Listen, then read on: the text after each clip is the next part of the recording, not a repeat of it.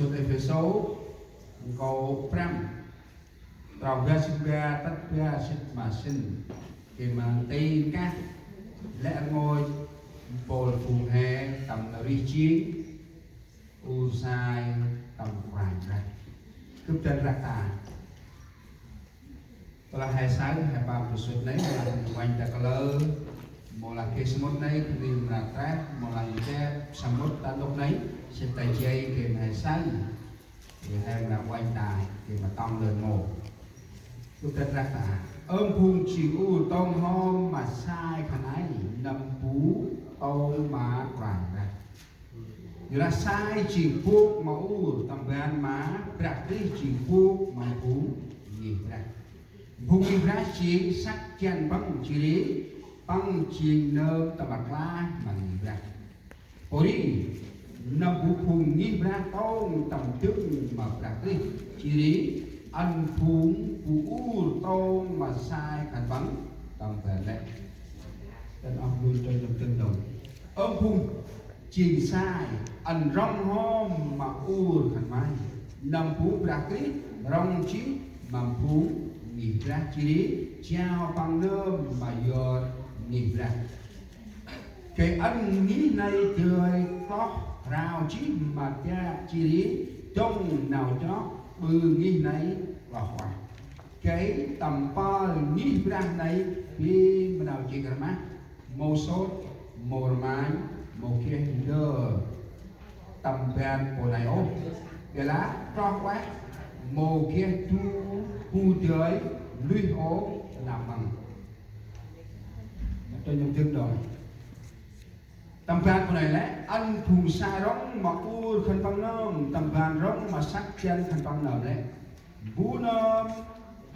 rong mà u chỉ nằm bù rong mà bằng nôm đấy một mắt kia ố của ní tầm bạc mọt êm mà sắc bằng nôm vậy là mắt xem sắc bằng nôm ăn quá tầm bèn má prakrit mắt quanh bol phù trò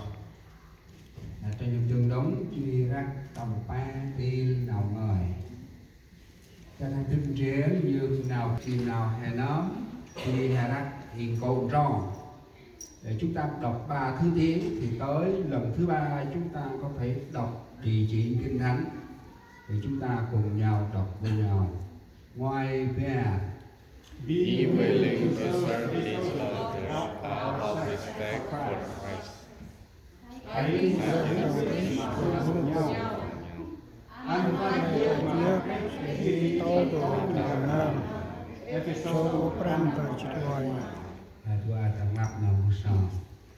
nhớ nào lạc quá nhớ nào tầm ấy nhớ nào mất ton mà pe đánh răng đu chút tết hoặc là trâu quỳ ôi đồng bột phùng con tầm ngập xuống tầm nghi ra hà bình tì các nào mình ơi chỉ nào người ra chia ngân hình kít hình là văn hình sọc tường có lá mồ kia ra hình ngoan ra đu sầm tết sầm hi sầm vàng ta một ai đông ở cạnh ra hình chân ra đu bước ta một cạnh ra hình ski chỉ ra ngoan cấp cơ môn hình dắt ảnh chơi cái từ văn nhột ra vì các con đông pa hi có rau ăn tiếng ngâm nào còn là ôi trong lẽ nào xoa tầm hình chỉ chỉ cùi hạt ra lên tới gáy người này có một hình rủi hình xoa tuôn mồm hình ép nào khai à nhớ có cho trong tim bước nào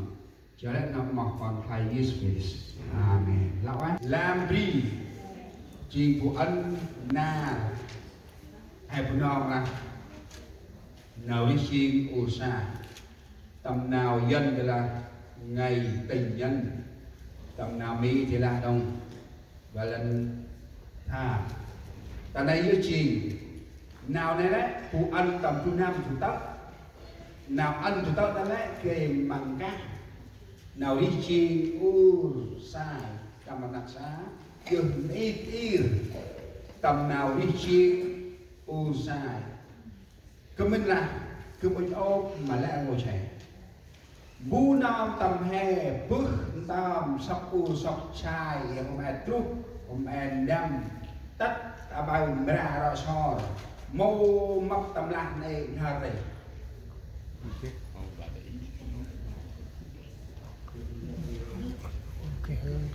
lạc kết của hình hà tì là hoạt mà của anh lạc này thì ta lạc hay cái đi của mình là ta hay của sai phương tam sắp sọc sai hay là phương mà tuổi 18-20 tất là ra của mình là một đại ô nào kia tầm danh ô ta sai jadi yo hay là đó nào đi xì ô ta sai tầm khoảnh ra chỉ nào đi xì ô sai màu tầm khoảnh ra chỉ em đi nào em bằng cái a thì tầm tròn tao ăn mày thì nào em bằng hèm cùng cho mà ngoài là nó ăn lại dư mà đặt cái chỉ tầm tao ra này là hèm một cái ngoài ra hèm một chéo nào đi chiên ô một là đã sai mà bự cứ quay lại họ bom mà giờ lát nắc xa tụi bù sai hay đấy ta nào đi u hay đấy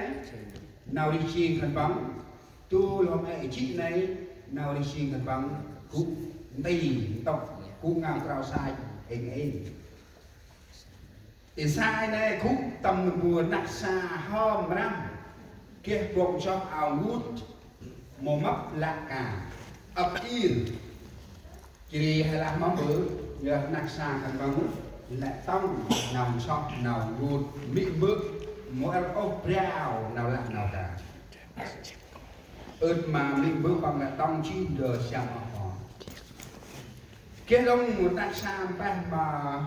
u bằng đi đi cả na nó bù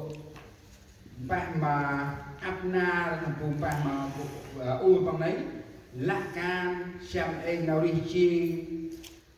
ba kho nào quay can phu này cho lòng phụ cha nào đi chi kia đông bạn mà phu này bằng tông đông nào chọn bút nào đi chi mô mấp đông từ bên mà nào đi chi ba phu mô mấp cho lòng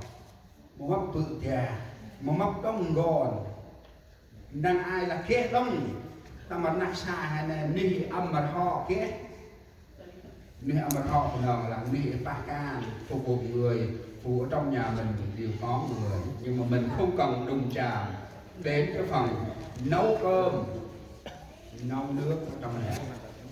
lẽ ngồi nách linh ta ta chè kia của nách kia ni âm mặt họ hay nè cơm đã đủ cả nhà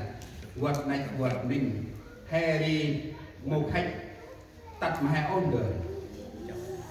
chỉ tất mà hay cúc này sai đi mà hay sang nào chia mong nào chia mà hem là bia hay ăn trình tóc đi xin này anh nào tâm tim ba sai ấy nào tâm tim ba mà u ấy bia hay là tầm ngặt chè hàng tì chè bắt đầu thứ nhất để phụ ăn của nó hay là ăn rồi lo mà sắp bằng một là bao một khách rồi nó phụ hay là ăn mà boyfriend girlfriend mất thì tụi nam Việt Nam quanh băng nào đi chiên băng nào cũng nào cao sai băng tụi nam Việt Nam là anh rồi này nó là chắp và phù chăm và chắp và phù chăm mà chăm rồi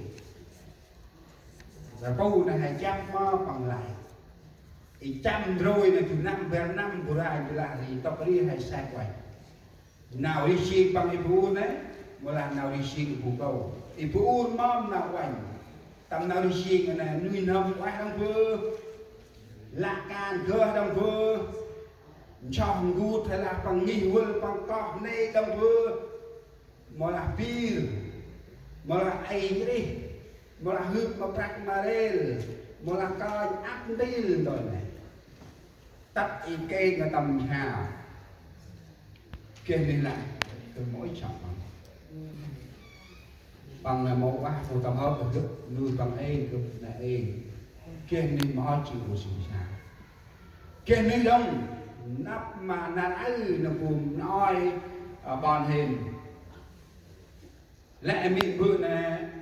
là ở tại chảo yêu chơi yêu nhà ghê rồi tất cả chơi bằng lá chí phục lâu à cực mỗi bằng này tự ra nhà một nhát yêu từ chơi yêu từ nhà yang ghê nam and grow tất cả bọn buri ba bị gọi sọc thao rầm lầm này đó bay sạch quan mồm mà 4 giờ chiều cực bà phụ vào hay mang đại đi cho con ngoài cũng cả xương đi xương bài này cho thì thảo làm cơn tóc là chỉ là cực quay như này đó cực phải trên trăm nào vì cái beri thảo rồi mình làm này chỉ nuôi số con mọ rau cái người tôi đi lại bị vừa coi như là hành thảo rồi thì sẽ rồi nói khi nay chỉ ngầm bù nào thì sau cuộc sọc xa thì cuộc đầu làm từ mỗi bằng bị bự tru hắn đó nay chỉ ngầm bù bằng ấy ớt mà mỗi cho hắn ớt màคือlà làm mà cũng u sai nó kịp dùng mà quá chi quá lớn thì cực rõ sắc cực nào ngon vì nào ý ta là soi cũng nói mong nào mà tập quá lớn thì cực thật sắc cực nào vì nào lý sinh của nó hay vì nào vô làng nào lý sinh u ra sai một cái nào là hè một cái tâm hoài này áp lạc xa hè qua nhận lạc xa thì qua hành kia kia con kia sau lý sinh gần bằng qua ngân tại em đông nào chừng tại em đông nào chì tại em đông nào kìa tại em đông chặt mặt tại em đông nào ngọt tại em đông nào ôm luôn này ta bị cú rằng hay nào cực họ lạc tập mà làm mấy ô chỉ cực là lò ta mà tầm sai hè non làm bài hành trình ta mà tầm tây niềm ngắn kè ngắn qua ngắn Israel là nhang bị mất quay làm mà tắt âm chùm thì nào qua thì hôm sau thì nào qua còn nào ke nào Israel và làm hôm sao thì nào hát sao thì nào cha sao thì nào chơi sao thì nào click sao thì nào bay bê sao thì nào là bằng trực ngân rồi ta mà cứ một cái ai cái này mà là ta mà cứ một cái mày cái này là cái này là cứ mỗi chỉ sống ni mà còn hay nó cái ta đi hành sọc còn phu gom là còn nó mình là na là phải đầm rồi cái ta đi đầm rồi cái ta đi đầm mà đào cái gì là con em mong phù mà kiếp ta ở đây tầm phù sao tầm mang tầm em này chắc mà cái chọc không cho là đây sao mà sơi rồi tất cũng trên mà sao thì nào chia lúc ăn ra ở chỗ nào nổ hay chim cũng cho mà phải ra rồi máy gần là sai rồi máy mang về gần tài chiêu mà phải lô nào ai tầm tài chiêu cái mò chỉ hai tầm tàu rằng là một cái client ra thì nó ngân hàng cái nào ấy cái nào chức cái nào chia mà sai hoặc xa hoặc gặp lập xa màu hào nói là anh rồi sẽ anh là mình mỗi anh con vu mỗi anh trai vu quăng cặp quăng lên kia ra kia lên ruột mặt ruột vàng vu con vu trai đồ tàu cùng con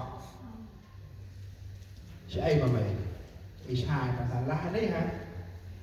khăn ai sọc có ý kia ý chia kịp lào vậy nào có ai sọc đúng